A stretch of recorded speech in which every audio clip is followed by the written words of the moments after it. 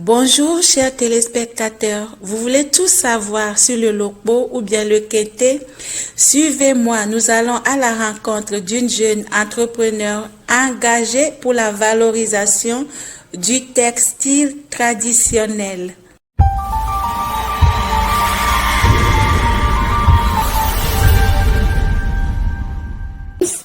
Je vais déjà vous donner un aperçu de ce qui se fait ici. Vous voyez de beaux pannes. Je vais me mettre en condition avec mon chapeau. Comment est-ce que vous l'écrivez? Très joli. Wow. Merci. De la reine. L'atelier de confection de pannes traditionnelles et lutis est situé à Aguenite. Catherine, bonsoir. Bonsoir, Angela. Je te vois avec une jolie robe et une jolie jupe en panne tissée. Je n'ai jamais vu ça. Franchement, c'est ma première fois. Est-ce que tu voudrais bien nous montrer la jupe? Oui, il n'y a pas de souci. La jupe est confectionnée traditionnellement et personnalisée. Vous allez voir qu'on a mis le logo dedans. Donc, c'est après l'avoir tissé, le célibat pas mis le logo dedans. On n'a pas tissé le logo, mais on a tissé le pagne avant de mettre le logo dedans. Et c'est tissé manuellement? Oui, manuellement, c'est à la main qu'on a tissé. Oui. Je suis Abibi Catherine, je suis née lundi, je suis togolaise. Je suis entrepreneur et je suis dans le domaine de l'artisanat. Je fais aussi les pannes tissées traditionnelles. Et je suis également formatrice en développement personnel et en entrepreneur. Donc, voici les pannes que nous faisons d'habitude ici dans l'atelier de Elistis. Tu es coach entrepreneur. Tu es directrice de cabinet. Oui, directrice de Fatima Art International. Je sais que tu fais beaucoup de choses, tu voyages beaucoup, tu vas aux États-Unis et tout, mais je te vois dans un atelier de confection de pannes traditionnelles. Est-ce que tu peux m'en dire un peu plus sur cette passion-là? Oui, en fait, c'est le tissage qui m'a amené aux États-Unis avec le programme de Yali Mandela Washington Fellowship. Donc, j'ai commencé l'entrepreneuriat en 2017 et mon projet a été sélectionné par le Yali Dakar. Donc, c'est après le Yali Dakar que la Choka aussi m'a retenu. J'ai fait également une formation à Dakar. Et à mon retour, j'ai postulé pour le programme de Mandela Washington Fellowship avec le même projet de tissage. Et nous transformons ces pannes en tenue. Nous faisons aussi des polos en panne tissée. Donc, ce projet a été retenu par le programme Yali. Et nous avons fait 3 mois aux États-Unis. Nous avons travaillé également avec les tisserands aux États-Unis. Donc, à mon retour, je fais actuellement une perfectionnement pour pouvoir aller de l'avant. Donc, on fait d'autres créations. Aujourd'hui, vous allez voir que dans l'atelier Elistis, nous faisons également des pagnes en kaki. C'est-à-dire, l'élève peut porter ce pagne-là pendant 10 ans sans que ça ne se décolore. Nous avons aussi des corsages tissés. Donc, c'est voilà les nouveaux créations que nous sommes en train de faire actuellement à Elistis. Merci. Merci Catherine. Donc, si je comprends bien, le tissage de panne se fait aussi aux États-Unis, c'est ça? Oui. C'est pas seulement au Togo, c'est pas seulement en Afrique. On passe également aux États-Unis. Et eux, ils ont même des machines en bois, des machines en fer, mais plus les machines sont en bois aux États-Unis. L'écologie, je pense. Ok. Elitis, l'atelier de confection des pannes traditionnelles Elitis, c'est avec notre maman à qui je laisse le soin de se présenter. Maman chérie, bonsoir. Qui est-tu ici? Je suis Madame Savadé Elisabeth.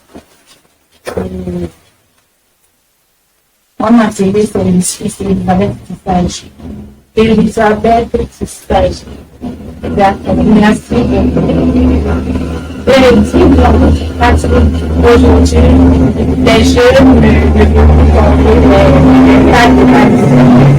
les que ce soit les pâtes, que ce soit les pâtes tissées, l'utilisation est vraiment se fait de plus en plus rare. Mais je vois certaines personnes emporter. Qu'est-ce qui vous a motivé vraiment à vous lancer dans cet élan de tissage de paille? Parce qu'aujourd'hui, facilement, on peut trouver du jean à porter. Facilement, il y a comment on le dit, il y a la friterie. Facilement, il y a des choses qu'on peut acheter, les habits chinois et tout. Qu'est-ce qui t'a vraiment motivé? Est-ce que tu ne crains pas de ne pas avoir de la clientèle? Ma motivation vient de comment faire pour vendre mon pays. Parce que le pain tissé, c'est la richesse de l'Afrique, c'est la richesse du Togo. Si nous arrivons à vendre plus de pain, l'artisan togolais va devenir riche. Et c'est le pays qui devient riche. Imaginez quand on achète les jeans en Europe, en Chine et autres. L'argent va chez les Chinois, l'argent va à l'extérieur. Et nous, le Togo devient toujours pauvre. Mais si on produit chez nous et on consomme chez nous, là on donne une valeur à notre culture africaine. Donc c'est pour valoriser la création du Togo que nous on se lance dedans pour faire la promotion de ces pannes-là et éradiquer la mévente qui sévit actuellement au niveau de l'Afrique. Nous aussi, on peut construire notre pays totalement.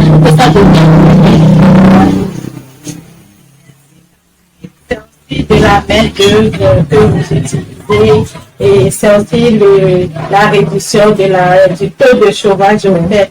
Vous créez de l'emploi avec cet atelier, avec les tissus, les pagnes tissées, c'est plus les pagnes que les tissus. Maman Elisabeth, quelle est la valeur du pain traditionnel chez nous? Et déjà, en Éve, je sais qu'il y a le pain qu'on appelle kété ou lopo. C'est la même chose. C'est le lopo, le kété. Ailleurs, c'est du pita. Chez vous, comment on appelle? Chez toi, comment on appelle? Chez moi, on appelle kété. On appelle le pain lopo. Le kente, c'est une création du Ghana. Et c'est multicolore, ils utilisent beaucoup de couleurs. Mais le logo est très simple et c'est propre au Togo. Merci pour toutes ces informations. Maman chérie, je reviens à vous. Oui, je verrai la valeur du pain, du logo aujourd'hui. Le logo, ou soit du kente, a de la valeur. Ça a de la valeur vraiment. Et l'utilité de ce pain est dans beaucoup de pays. On fait la grotte avec le pot ou kété. Le chef traditionnel s'habille avec les pâtes tissées, kété ou bien le pot, le jus. Par exemple, vers le nord, c'est les habits avec chapeau, les bétekeli, que les chefs traditionnels du nord portent souvent. Mais vers le sud, c'est le kété que les chefs traditionnels portent. Un chef ne s'habille pas avec les pagnes imprimées. Même quand on veut introduire un chef, c'est toujours avec les pagnes tissées, que ce soit kété ou bien le pot. Donc, je voulais ajouter quelque chose sur ce que ma soeur Catherine vient de dire. Et le kété là même, bon, on nous a expliqué un peu que c'est levé. Parce qu'il y a une partie des élevés au Ghana, le Togo du Ghana. Donc, c'est petit souvent que kété là. Et la signification c'est ké, là, té, té, té. Donc, il faut ouvrir et c'est dans la manière on a donné ce nom-là à ce pain multicolore qui est kété. Le pot, on dit ça au Togo ici. Et que le pain, bon, que c'est comme, c'est pas lisse quoi. C'est comme sur le dos de crocodile. Un gros bobo. Wow! Et c'est ça l'explication en réalité. Et bon, c'est ce qu'on arrive à me raconter. Je ne sais pas si c'est vrai ou bien c'est faux. Mais ça fait difficile. Oui, Ça, c'est pas oui, difficile. c'est ça. Et puis la peau du crocodile aussi, c'est pareil. Donc le rapprochement est vraiment logique. C'est ça. Et puis la manière de tisser aussi, on doit aussi les fils, avant de remettre, c'est vraiment logique. Donc, et c'est devenu des noms comme ça pour ces pagnes tissées traditionnellement. Et d'autres disent Kita, Kente, quoi, bon, ça dépend. Et, bon, c'est ça l'explication quand même. Et ce Kente aussi se tisse à une partie du Togo. Quand vous allez dans la préfecture de la baie, les paniers, tout ça, les autres, ça leur parle. C'est une des localités proches du Ghana aussi. Et quand ils tissent, souvent c'est les Ghanéens qui viennent acheter ces paniers. Même, je peux dire que ici, les gens ne savent pas que vraiment la préfecture de la baie ne vit que de ça. D'accord? Il ne vit que de ça. Maintenant, en termes de clientèle, C'est les Ghanéens qui s'achètent la matière première au Ghana.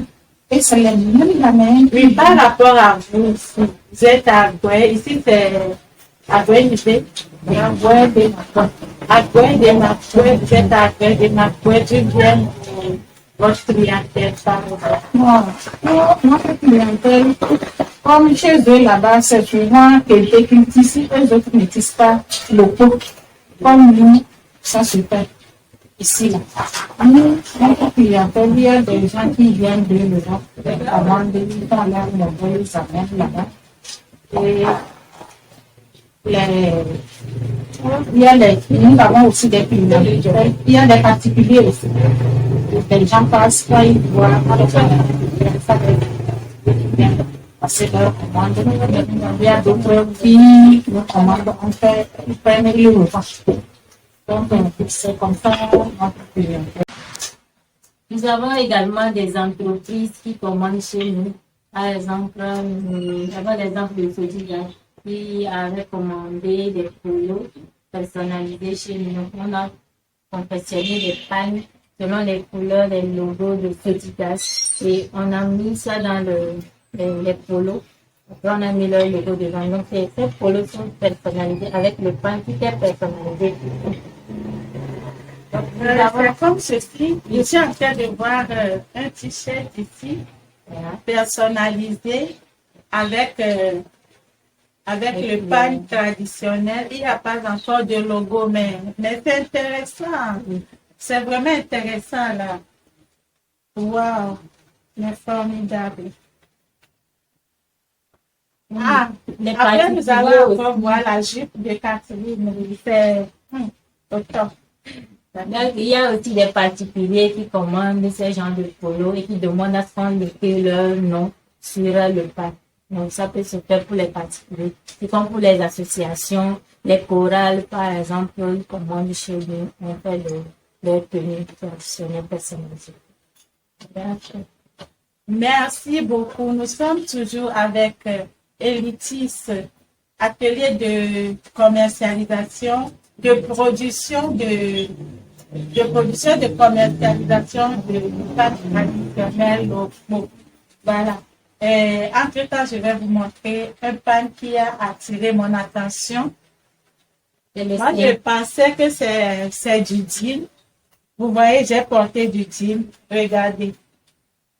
On dirait du jean. Mais c'est tissé à la main. C'est du pagne traditionnel. Appelé océan. Donc, chaque pagne a son nom. Ça, c'est l'océan. On dirait du jean. Vous voyez, c'est très joli. Ça, je vais repartir avec les autres occasions pour porter le pagne tissé. Voilà. C'est formidable. Vous voyez, c'est ça. Et l'autre pagne, c'est le zion. Parce que comme vous voyez, comme le fleuve Zion, Dès qu'il pleut, vous allez voir que ça, c'est couleur. Et maintenant, ça, c'est l'océan. Vous voyez l'eau de l'océan. Vous allez voir l'eau là et vous voyez le pagne, c'est la même chose. Fantastique. Est-ce qu'il y a d'autres occasions pour porter le pain tissé? Parce que je sais que pour la première sortie d'un bébé, par exemple, la mère porte le pain tissé pour voilà, la première sortie du bébé, la première sortie officielle de la maman, elle porte le pain tissé. Est-ce qu'il y a d'autres occasions pour porter le pain tissé? Oui, il y a d'autres occasions. Par exemple, le mariage, c'est pas moi, avec le mariage civil, on porte le pain tissé. Donc, le mariage traditionnel Oui, et le mariage civil. on porte le pain tissé. Même la dot, il y a toujours le pain tissé dans la dot. Il y a sorti du bébé. Même dans nos décès, par exemple, quand un parent décède, il faut l'enterrer avec un pain tissé. Il y a beaucoup de choses. Donc, le corps du bébé, c'est toujours avec le pain tissé. L'intronisation des chefs, la dot. Eh bien, et si on faisait le mariage à l'église avec le pain tissé? Pour les robes de mariée avec le pain tissé, ça sera joli. Oui, ça c'était moi. Plusieurs personnes ont acheté chez moi les pains tissés et ils ont fait le mariage à l'église avec. Super. Et ils n'ont pas voulu s'habiller avec les dentelles. Ils se sont habillés avec les pains tissés. Maintenant, avec la mode aussi, on peut customiser les habits avec le pain tissé. On peut pour des modèles modernes avec le pain, Même des tissé. vestes avec ça, pain tissé.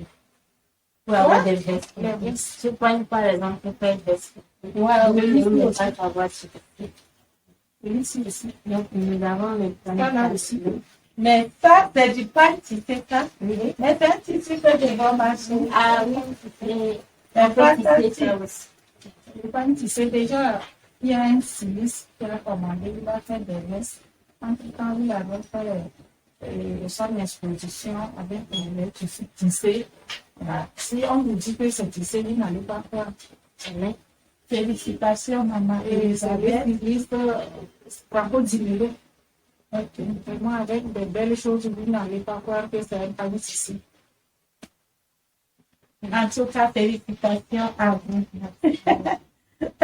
Maintenant, est-ce que vous rencontrez des difficultés dans votre profession par rapport à la procuration des matières premières, par exemple, par rapport à l'écoulement de la marchandise, par rapport à la confection elle-même? Est-ce que vous rencontrez des difficultés? Par rapport à la matière première, nous n'avons pas les fils. Et tous les fils sur le marché pédolaire, on n'en a pas. Souvent, on traverse la frontière, on rentre dans le Ghana. Par exemple, le pain que vous avez mis sur l'épaule, ces fils-là, ça.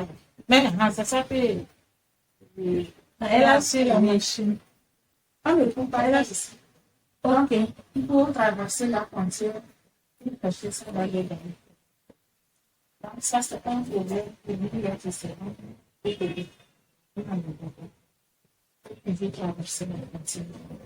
Et puis, beaucoup de choses. Par exemple, il y a Le fil provient d'où en réalité? le fil. On a une partie ici, mais ce n'est pas toutes les qualités qu'on a.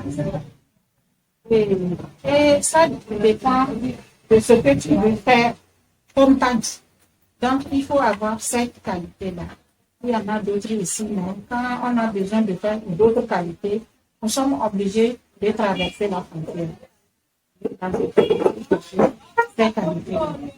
Par exemple, le pain vert là, c'est pour 100%. Le pain le pour 100%. Hein? Je ne peux pas trouver ça ici. Il n'y a pas d'industrie pour... Nous n'avons pas une usine de filature de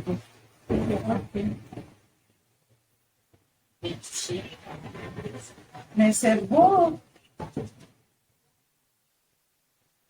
Ah, vous l'avez entendu, nous n'avons pas d'usine de filature au Togo et les tisserands ont besoin de fils de qualité pour réaliser leur œuvre. Soit au Bénin, soit au Burkina. Vivement que nous ayons tous ici au Togo dans les jours à venir. Parce qu'il y a déjà le Burkina, il y a l'entreprise de Fissa qui transforme le coton cultivé au Burkina, Des peignes en amasse. transformé au Burkina et tissé au Burkina. Donc vous allez voir que les pagnes du Burkina sont souvent moins chères par rapport aux pagnes du Togo. Parce que eux, la matière première, c'est eux-mêmes qui le produisent et le coût de production est moins. Mais nos matières premières, même nos machines, les éléments de nos machines sont achetés à l'extérieur. Par exemple, les peignes, on achète également. Ça, c'est un peigne. Oui, c'est un peigne à tisser. D'accord. Et ça ne se vend pas ici, Vous l'achetez où? au Burkina. Mais apparemment, là, le soudeur peut fabriquer jamais. Jamais. Ça paraît simple, mais quand même. Alors que tout ça, là, ça passe par notre corps. D'accord. Prions pour que ces usines et ces entreprises s'installent au Togo. Le filat, c'est l'entraînement de la Pista. Bientôt, nous aurons peut-être Tirto et autres choses. Par exemple, ce peigne à tisser, c'est cher. Je peux dire que c'est le moteur principal. Ok. Sans ça, on ne peut pas tisser. Au moins, avec les tuyaux, on peut trouver les tuyaux et fabriquer le cadre. Si vous avez le cadre et que vous n'avez pas ce peigne à tisser, vous allez toujours rester sans rien faire. Hein. Donc, c'est le moteur principal. Si nos décideurs nous suivent, si cette vidéo tombe entre vos mains, vous l'avez entendu, nous avons besoin de renforcement de la matière première pour les tisserands. Catherine, dis-moi, quelle est la place de l'habillement dans la culture togolaise? L'habillement a une grande place dans la culture togolaise. Si, par exemple, vous vous levez le matin, vous vous lavez et que vous sortez nu, comment est-ce qu'on va vous appeler? Voilà.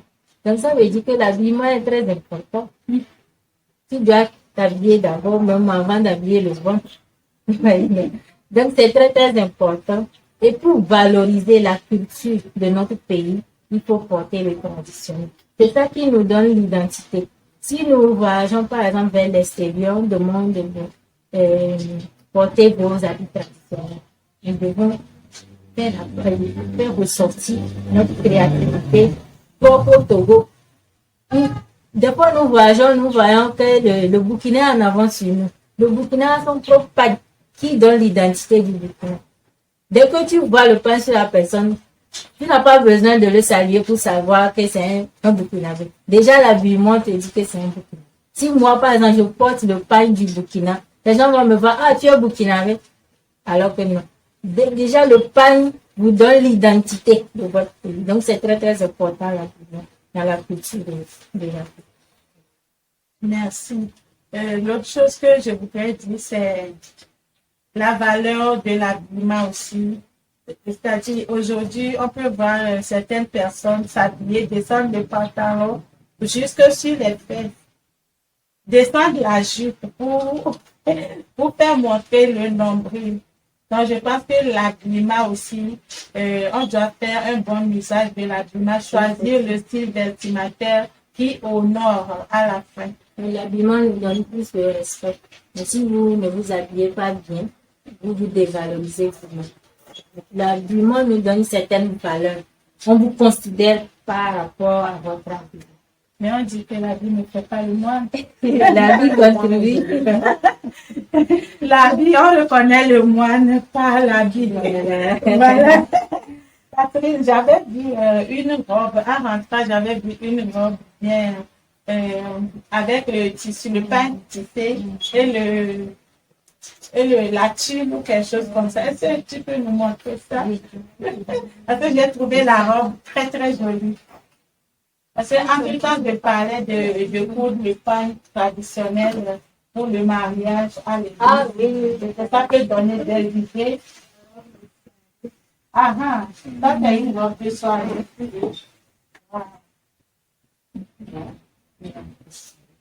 Ah, c'est un bustier.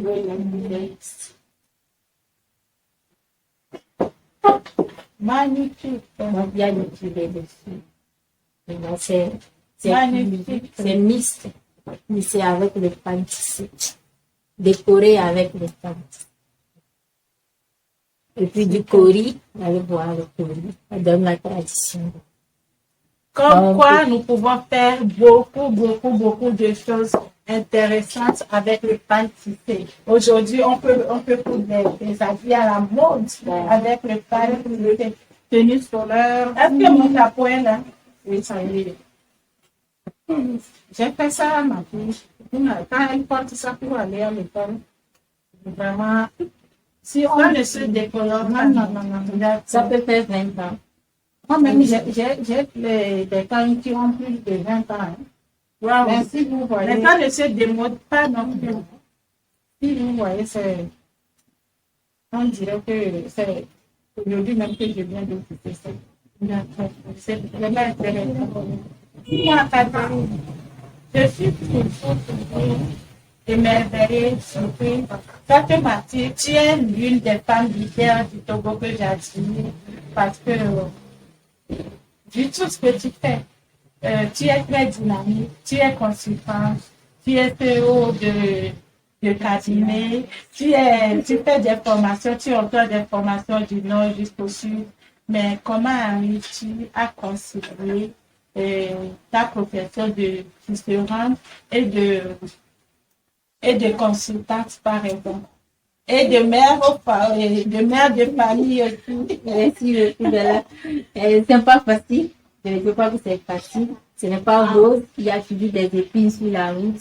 Mais j'utilise souvent le planning, c'est-à-dire la gestion du temps, pour pouvoir concilier tous ces programmes-là. Donc, j'ai un programme pour l'atelier de tissage et j'ai un programme aussi pour les formations. Donc, je suis ce programme-là. Donc, à chaque fois que quelqu'un m'appelle, j'essaie toujours de vérifier mon emploi du temps avant de donner mon retour.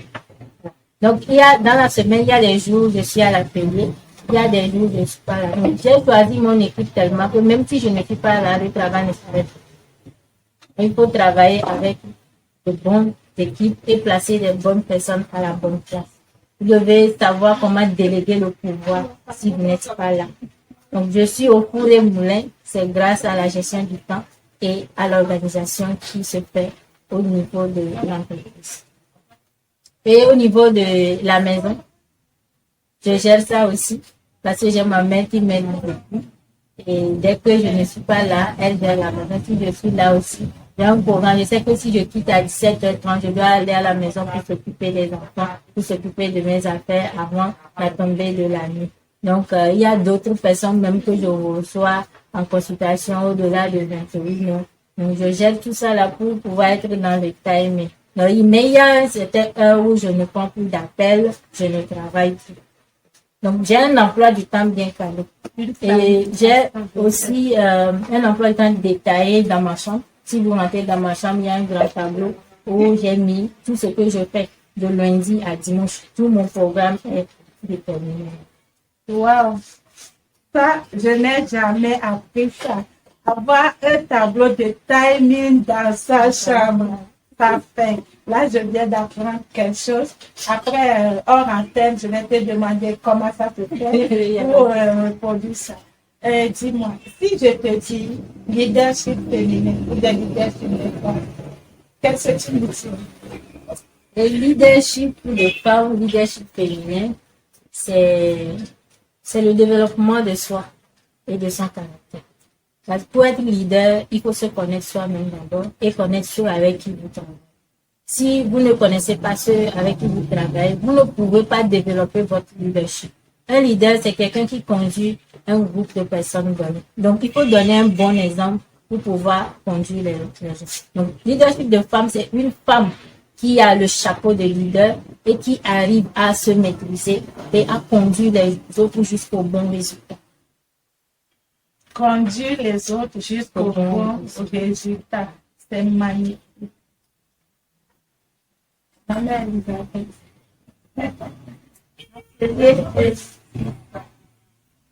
Est-ce que vous avez un mot pour nos femmes qui nous regardent, pour nos filles qui nous regardent par rapport à cette carrière ou bien au travail manuel? Parce que Catherine peut dire, voilà, elle veut rester dans son bureau, elle est dans son bureau et à la fin du mois, elle a son salaire, elle a tout, mais elle fait encore une activité manuelle. Est-ce que vous pouvez nous dire un mot, surtout à celles qui nous regardent ou pas aux jeunes gens qui nous suivent? Moi, ce que je leur dis aux jeunes gens qui nous regardent en ce moment, et c'est pas avoir des diplômes et d'études seulement. Ils peuvent faire d'autres choses. Et par exemple, ce travail que nous sommes en train de faire, moi, je n'ai pas beaucoup fréquenté. Je n'ai pas beaucoup fréquenté. J'ai perdu très tôt mes parents. Et ce qui m'a poussé même dans ce travail, je peux dire que c'est le décès de ma mère. J'avais 16 ans. Et tout ce que j'avais hérité, c'était un panier qui s'est même presque déchiré. Comme m'avait donné comme héritage. Et vraiment, je me disais, est-ce que moi aussi je peux faire ça? On m'a dit que c'était à la main. Je dis, est-ce que je peux faire ça? Donc, quand je prenais l'âge, l'idée là me venait toujours. Et j'ai dit, je n'avais pas de soutien pour l'école. Je me suis dit, je vais aller apprendre et ce métier. On m'avait proposé même de faire la coiffure ou bien la couture. J'ai dit, non, je vais faire le dessin. J'ai fait ça, ça ne marchait pas, mais je n'ai pas abandonné. Et je vois que c'est un travail qui a de l'avenir. Si les jeunes peuvent se lancer dedans, ils ne vont pas regretter. C'est un bon travail. Le tissage de bois. Ça a de l'avenir. Merci, maman. Catherine, des projets d'avenir, des perspectives.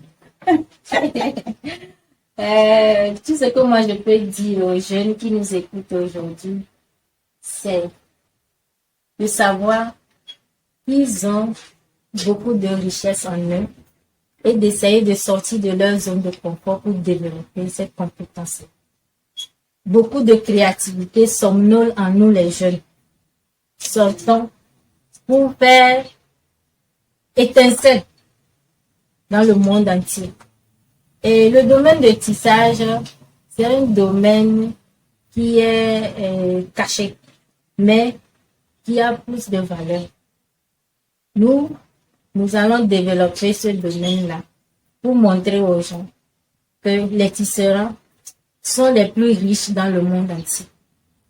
Et tous ceux qui désirent entreprendre, je leur lance un défi, oser entreprendre. Ce n'est pas facile, ce n'est pas comme de l'eau, de roche, mais vous allez y arriver si vous croyez en vous-même. Et croyez en ce que vous faites. Je vous lance un appel aujourd'hui. Croyez en vous.